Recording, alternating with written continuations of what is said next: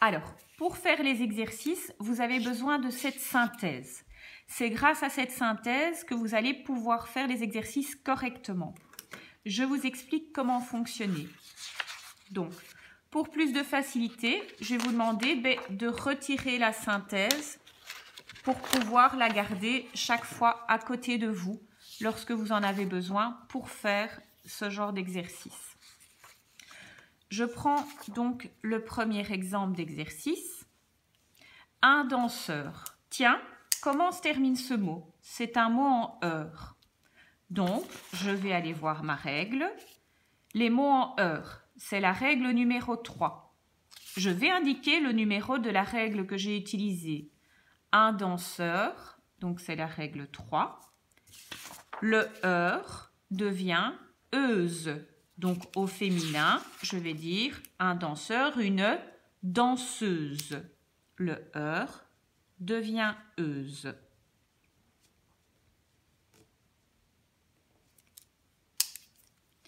Alors, il ne faudra pas chaque fois entourer. Si vous avez la bonne réponse, c'est correct. Mais il est vraiment important d'aller repérer le numéro de la règle utilisée parce que c'est ça qui va vous permettre de bien comprendre et de ne pas faire de faute. Un gardien, eh bien de nouveau, je vois un mot en yin. Tiens, les mots en yin, c'est quelle règle? Mot en yin qui devient yen, c'est la règle 6. J'écris, parfait, règle 6. Un gardien, une gardienne. deux N, E. Le yin qui devient yen. Règle 6. Un ami, au féminin, je vais dire une amie. Donc là, qu'est-ce qu'on a fait? On a simplement ajouté la lettre E. Un ami, une amie, c'est la règle 1. J'ajoute E. Règle 1, une amie. Un écolier, c'est un mot en et. Je vais voir le numéro de la règle. Les mots en et, règle 4, et devient R. Et c'est bien un accent grave. Donc, un écolier, règle 4, une écolière.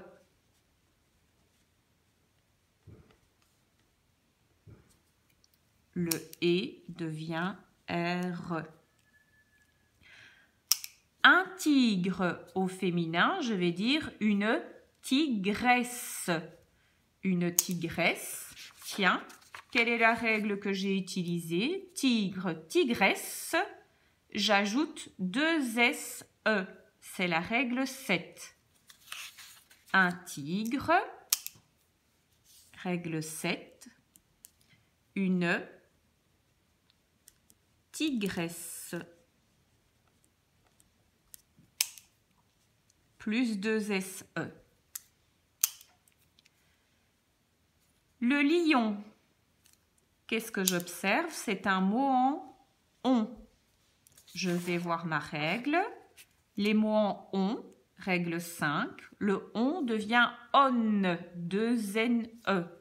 Donc je dirais le lion, la lionne, 2 N, E. On devient on, donc on avait dit que c'était la règle 5. Alors, je vais vers un mot où je n'ai pas encore mis le numéro de la règle. Par exemple, un instituteur. Instituteur, c'est un mot en teur. Les mots en teur deviennent trice. C'est la règle 2. Donc, je dirais un instituteur, règle 2, une institutrice.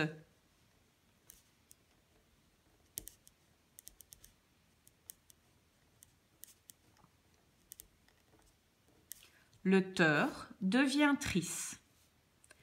Mon frère, alors au féminin, si on parle d'une fille, on va dire mon va devenir déjà ma, mon frère, ma sœur.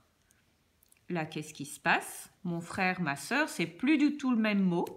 Le mot change complètement. C'est donc la règle numéro 9. Le nom change complètement. Règle 9.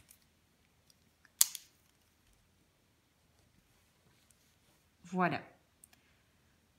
Alors, là, vous avez toutes les règles qui peuvent être utilisées.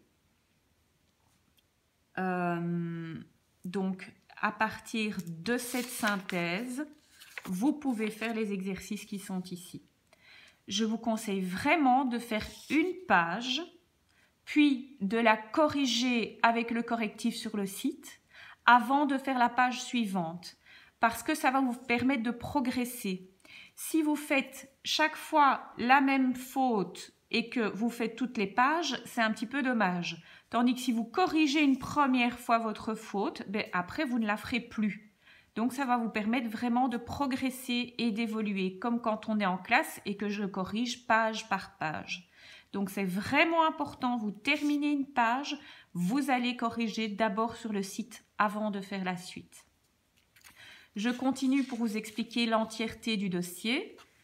Donc à la page suivante, c'est le même exercice. On regarde donc les règles, la règle à utiliser et on transforme au féminin.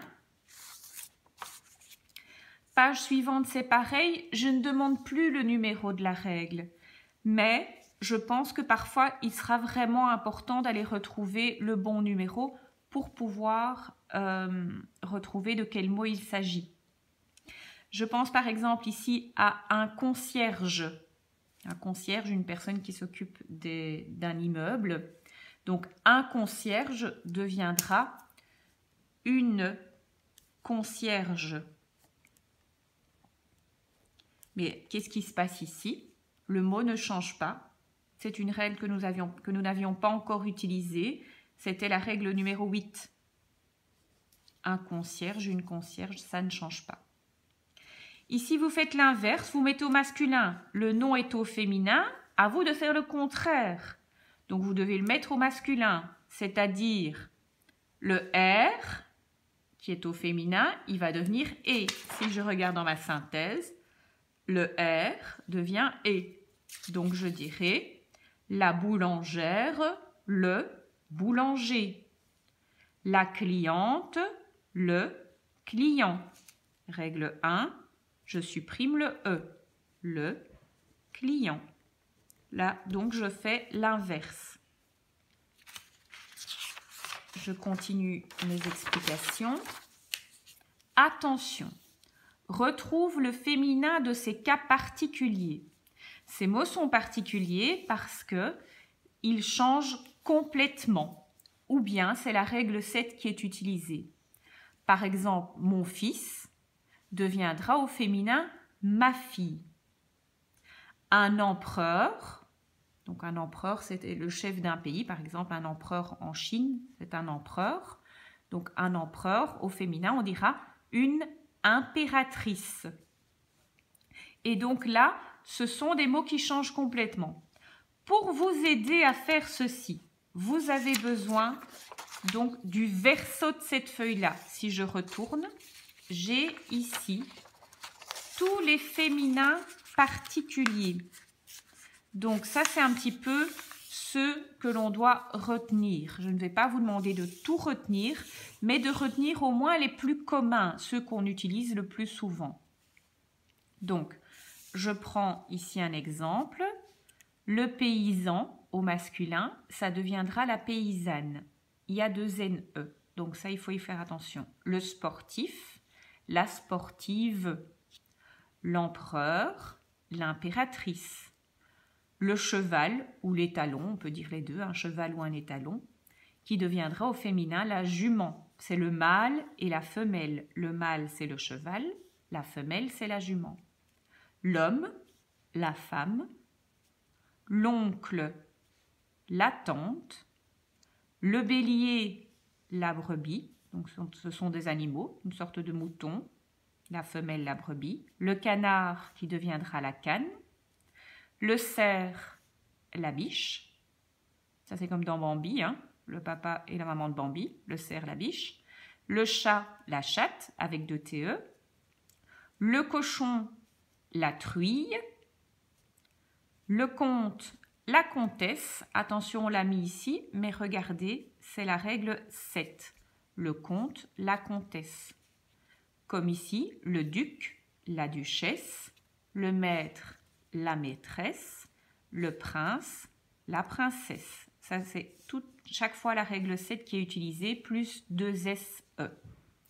Le coq, la poule, le frère, la sœur, le garçon, la fille, le lièvre, qui est une sorte de lapin, grand lapin, au féminin, la hase, le loup, la louve, le parrain, la marraine, le père, la mère, le roi, la reine, le sanglier, la laie, le taureau, la vache, le copain à IN qui deviendra copine, INE, le neveu, la nièce, donc quand on a une tante et un oncle, si on est un garçon, on est son neveu, et si on est une fille, on est sa nièce.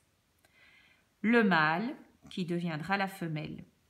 Et donc, pour faire l'exercice 3 ici, vous allez vous aider des mots qui sont là, puisque ce sont des cas particuliers où le nom va changer complètement.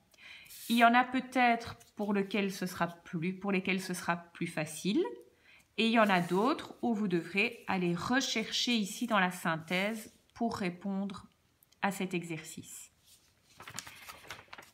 Ici, c'est un petit peu la même chose que ce qu'on a fait précédemment, sauf que ce sont des petits groupes nominaux ou bien des petites phrases. Donc, à transformer au féminin. Évidemment, tous les mots ne changent pas. Le mot un contrôleur sévère, contrôleur va changer, ça va devenir une contrôleur devient euse, donc un contrôleur, une contrôleuse, sévère, sévère ne va pas changer. Voilà, et dans la dernière partie ici, eh bien, ce sont simplement des noms qui sont au masculin à mettre au féminin en fonction des règles que vous avez apprises. J'insiste vraiment, faites une page à la fois, faites une page, corrigez votre page au bic vert et puis vous faites la page suivante. Donc fonctionnez vraiment en faisant une seule page à la fois. Voilà, regardez bien donc la petite vidéo. Regardez-la plusieurs fois si nécessaire et je vous souhaite un bon travail.